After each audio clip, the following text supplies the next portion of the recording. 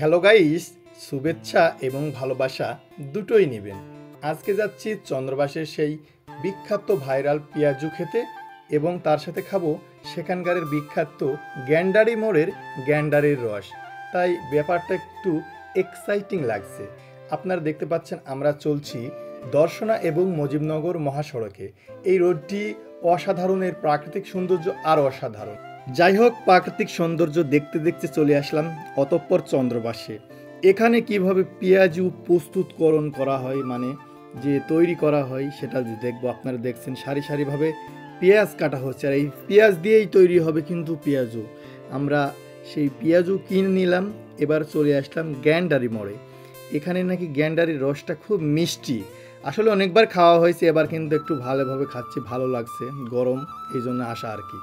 যাই হোক বন্ধুরা, আপনারা চাইলেও এখানে আসতে পারেন দুই জায়গায়। তো আজকে দুইটা ভিডিওই দেখালাম। ধন্যবাদ, বাই বাই, টাটা।